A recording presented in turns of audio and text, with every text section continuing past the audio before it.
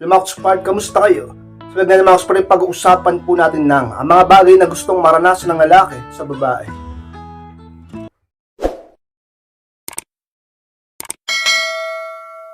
At kung handa na kayong lahat ay magsulap po tayo at muli, be inspired!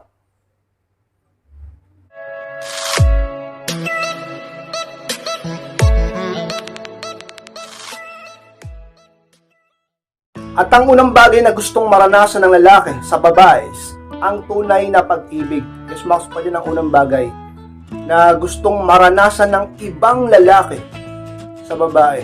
O kung ma-inspired, hindi ko nilalahat. Hindi lahat ng lalaki, naniniwala ko, ay ganyan. Hindi lahat ganyan. Yung ibang lalaki, minahal mo na. Niloloko ka pa rin. Yung ibang lalaki, tunay ang pag-ibig mo. Pinagpapalit ka pa rin sa iba. So, hindi lahat. Diba? Agree ako dyan. Sabi ng iba, kayo inspired, hindi lahat ng lalaki ganyan. O, agree ako sa inyo. Pero maniwala kayo sa akin, kayo inspired. Meron pa rin mga lalaki na ang hanap ay tunay na pag-ibig. Yan ang isa sa mga bagay na gusto nilang maranasan sa buhay nila. Lalo na yung mga lalaking nagbago na. Yung mga lalaking gusto nang lumaki sa tahimik. Yung mga lalaking sabihin nating yan na talaga yung gusto nilang maranasan sa buhay nila. Kaya napakaswerte mo kapag natapat ka o napunta ka sa lalaki na ganyan ang nais. Ang tunay na pag-ibig, di ka man ganun kaganda, di ka man ganun ka taas ang value mo, kung sino ka man sa mundong ito. Ano man ang ginagawa mo dito sa ibabaw ng lupa, basta ikaw ay nagpakita ng tunay na pag-ibig sa kanya, ay mamahalin ka rin niya ng tunay, ka-inspired. Kaya sa mga bagay na gustong maranasan ng ibang lalaki sa babae, sana makatagpo ka ng ganyan. Sana ganyan ang partner mo. Ang pinakahabol niya sa'yo ay ang yung tunay na pag-ibig, ka-inspired. At ang pangalawang values pa na gustong maranasan ng lalaki sa babae, ang ipagmalaki siya ng babae. Yan ang pangalawa, ka-inspired. Pag umak-inspired, sa aming mga lalaki, hindi naman sa dumarating talaga yung oras o pagkakataon, hindi naman sa lahat ng pagkakataon, pero nangyayari talaga na nagiging mayabang din kami talaga. Lahat naman tao may kayabangan din hindi lang halata yung iba. Lalo na ang lalaki. Minsan nga napaka-obvious pa mayabang. Siyempre dahil sa, kung ganun man ang totoo, naniniwala ako ng isa pinakagusto ng lalaki sa babae. Gusto niyang maranasan sa partner niya, ayaw ipagmalaki siya o ipagyabang siya sa iba. Diba? Ang nakakatawa lang, nakakalungkot na rin, yung ibang lalaki gusto niyang ipagmalaki siya ng babae, pero hindi naman siya may ipagmalaki dahil wala naman siya may pagmamalaki. Bakit? Walang trabaho, tamad, batugan, walang ambisyon, walang pangarap. Di ko rin masisisi yung babae. Pero yung iba naman, deserve nila na ipagmalaki ng girlfriend nila, deserve nila na ipagmalaki ng asawa nila. Bakit? Nakisumik sila sa buhay. Meron silang status, may ambisyon, nakikita ng maganda, nag-aayos ng sarili, responsableng ama, masipag na boyfriend, di ba? May pagmamalaki nyo. Paminsan-minsan, pakita mo at paramdam mo rin, hindi naman lagi, hindi naman sobra, na siya ay pinagmamalaki mo. Na proud ka sa kanya. Di ba? Mas lalong may inspired yan. At mamamotivate yan na magsumikap pa sa buhay. Ikaw din naman ang makakaambon ng tagumpay niya dahil ikaw ang mahal niya, ka-inspired sa mga bagay na gustong maranasan ng mga lalaki sa babae, ang ipagmalaki siya ng partner niyang babae, ka-inspired. At ang pangatlong values na gustong maranasan ng lalaki sa babae, ang tanggapin siya maging sino man siya. Ang pangatlo, ka-inspired. Tulad ninyo, kayo mga babae, di po ba't gusto nyo na tanggapin din namin kayo maging sino man kayo? Ano man ang nakaraan nyo, ka-inspired. Ganon din kami ng mga lalaki. Wala naman perfecto Ang problema, pag nag-aaway kayo, minsan nagkakainitan ng ulo, nagagalit ka, nagiging emotional ka, kung ano-ano nabibigkas mo sa partner mo, masakit na salita. O ganon siya. Ganon siya sa'yo, pero ganon ka din sa kanya. Diba? Minsan nababanggit mo yung mga panunumbat, mga kakulangan niya, masakit din yun sa lalaki. Diba? Sabi ng iba, ka-inspired, ganon din siya sa akin, masakit din siya magsalita gagayahin mo. Di mag-anuhan kayo, magpapalitan kayo ng masakit na salita. Palagi ko sinasabi sa inyo, huwag kayong pumapatol.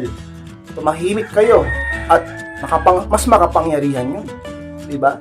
Yun ang mo talagang maingay, yung katahimikan mo. Kunyari, may pag-away siya, may pagtalo siya. Ang gawin mo, huwag mo patulan, huwag mo replyan, mag-no contact ka, tumahimik ka, huwag ka muna magparamdam, magpalamig muna kayo. Sigurado, ano yan, mas okay yun kaysa yung mag-aaway-aaway kayo, papalitan kayo masakit na salita. Eh, delikado yun. Kaya huwag kang ganun. Huwag kang pumatol pag galit. Tumahimik ka na lang. At yun, isa yun sa mga bagay na gustong maranasan ng lalaki. Kasi lahat ng lalaki, naniniwala ko, may mga pagkukulang, kahinaan, lahat naman ng tao eh.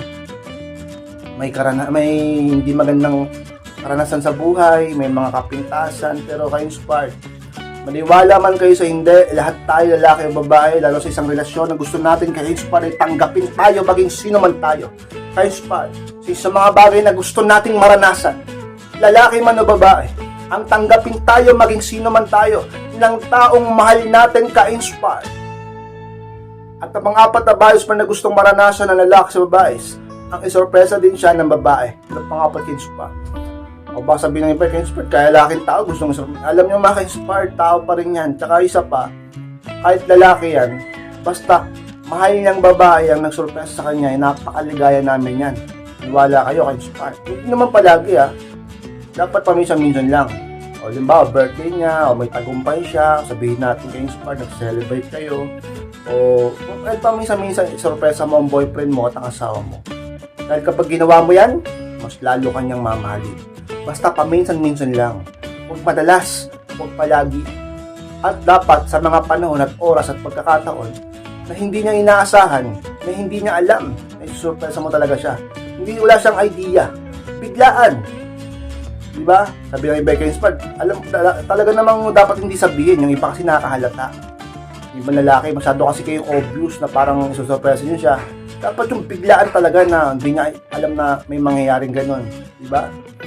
Kasi sa pinaka-advice ko sa inyo, sa pinaka-tips ko sa inyo, kung gusto nyo na maging maligaya sa iyong partner mo, mas lalo kanyang ibigin, mas lalo kanyang mahalin, mas lalo kanyang pahalagahan, mas lalo kanyang maging masaya, lalo siya maging sweet sa'yo, paminsan-minsan ka-inspired, ay matuto ka na isurpresa ang asawa mo at ang boyfriend mo, kahit sa may liit na effort at bagay man lang, sapagkat sa mga bagay na gustong maranasan naming mga lalaki, sa isang babae, lalo sa babaeng mahal namin ka-inspired.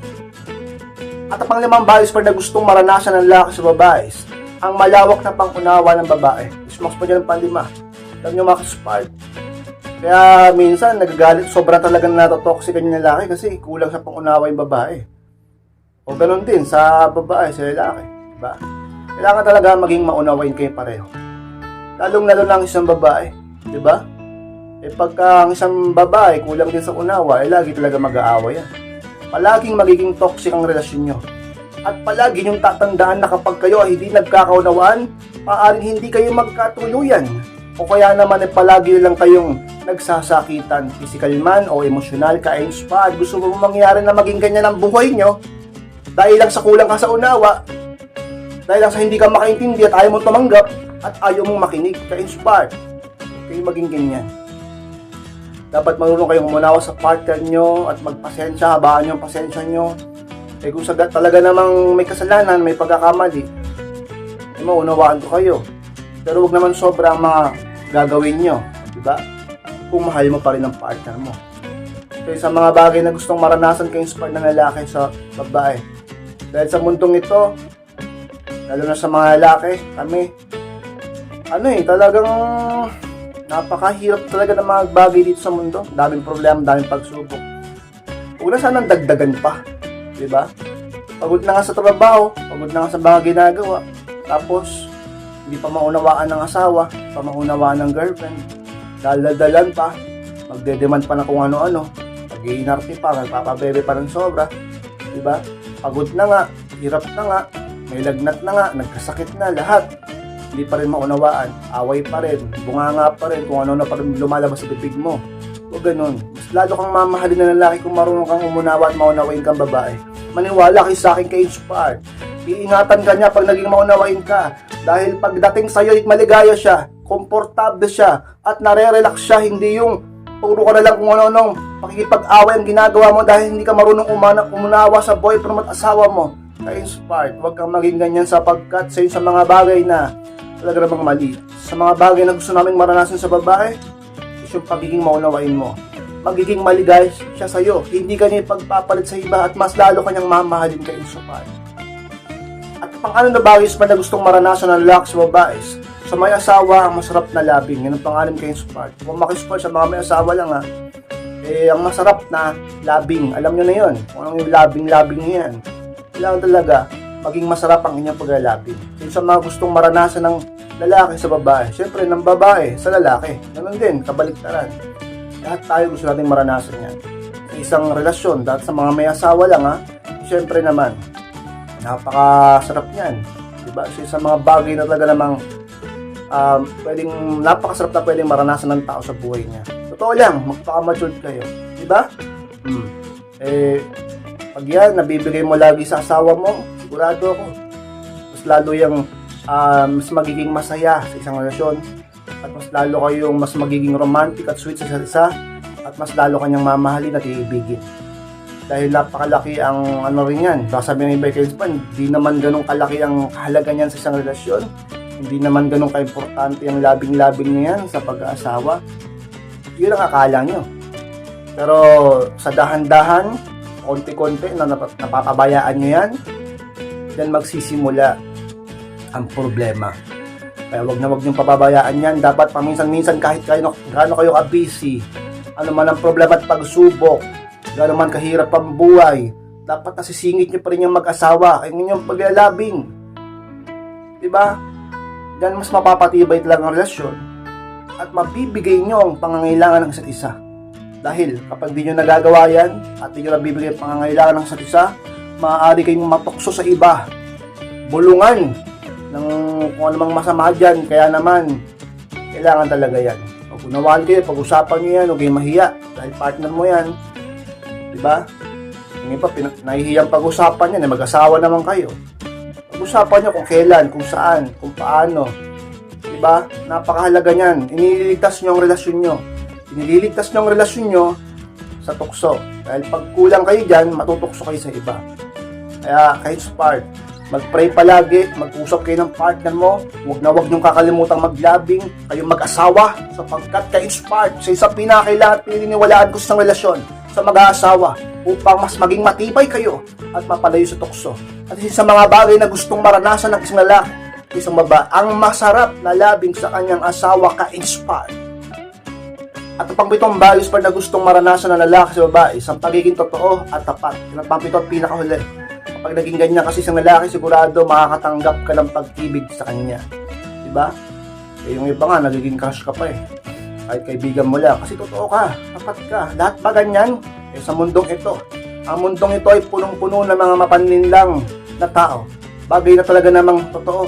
Yung akala mo let's say sabihin natin, yung mga naglalabasan ngayon, na pala mo totoo sila. Yung pala mga ano ka lang, isahan ka lang.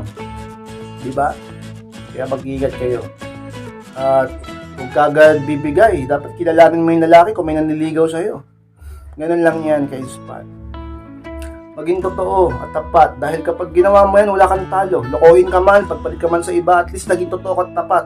Meron at meron pa rin ibibigay ang Panginoon sa'yo. Sa lalaki, magiging mamahal sa'yo hanggang dulo. At wala kang talo pag naging ganyan ka, dahil ikaw ang magiging tunay na masaya. Dahil magandang bagay ang darating sa'yo. Diba? Inspired, totoo ka ba? Tapat ka ba?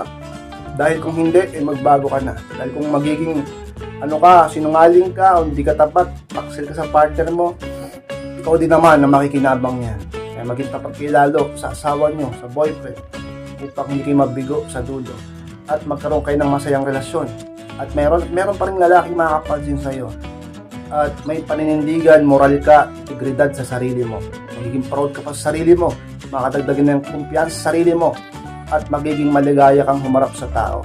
Dahil totoo at tapat ka, ka-inspire. Isa yun sa mga pinaka gustong maranasan namin mga lalaki sa babae. Yung siya ay magiging tapat sa amin. Kailanman at saan man. At magiging totoo siya, ano man ang mangyari. Gusto naming maranasan yan. Gusto naming matagpuan yung ganyang klaseng babae. Nasaan ka ba? ka-inspire. So mga kasport lang po na maraming salamat mga kasport sa pagtapos po ng vlog na ito. Huwag niyo pong kalimutan na mag-like, comment and share na rin po upang makatulong din tayo sa iba. Sa mga hindi pa po nakasubscribe, ay pa-subscribe na po mga kasport at click ko na rin po notification bell upang maging updated kayo pag may bago akong upload. Sa mga gusto magpa-coaching o magpa-advise, ayan po yung Facebook ko at pakichat po ako. Ako po magre-reply sa inyo at makakausap sa inyo. Maraming salamat mga kasport, mag-ingat kayong lahat.